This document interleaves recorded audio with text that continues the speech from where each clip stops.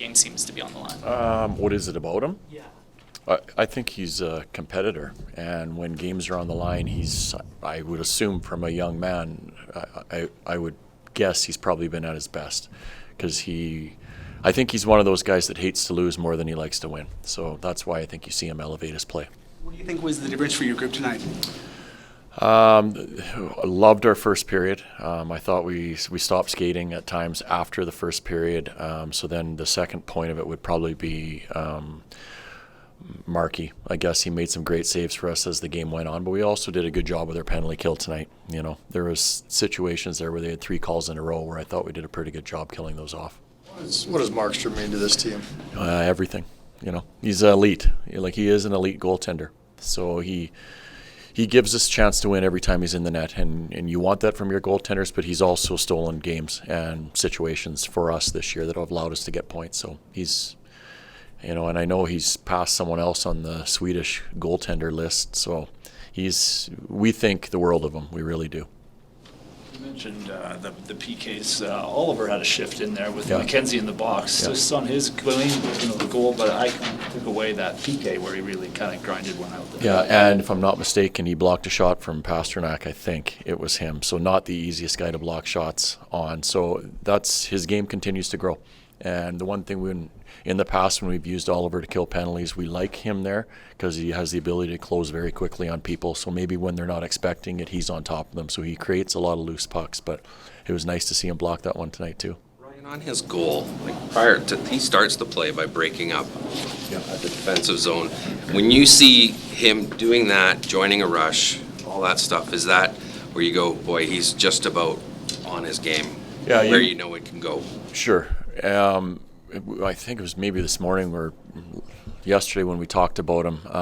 When he's skating and joining the rush like that, you know he's where he should be.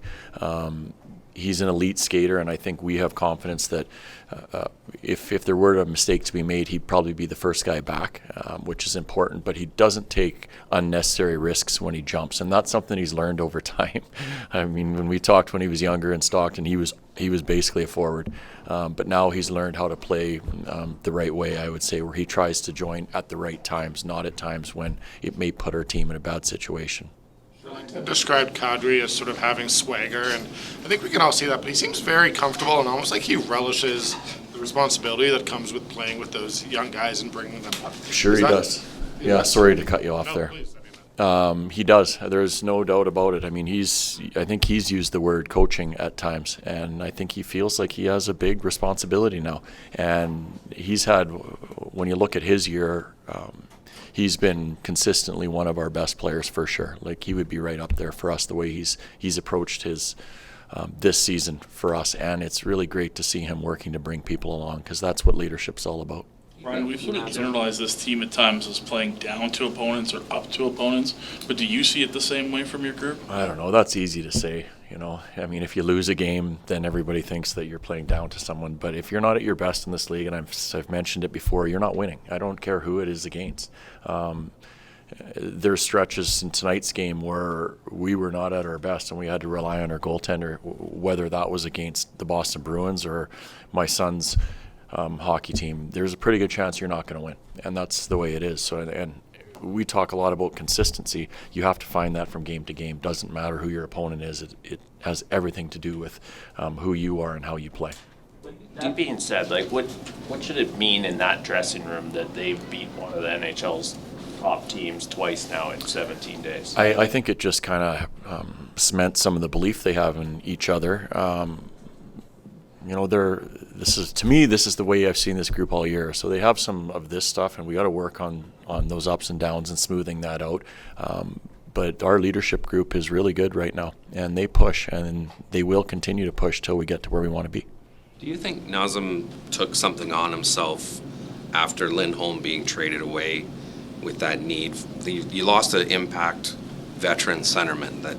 Do you think he's kind of stepped up his game into that role? I don't know, because from the start of the year, I feel like he was that way.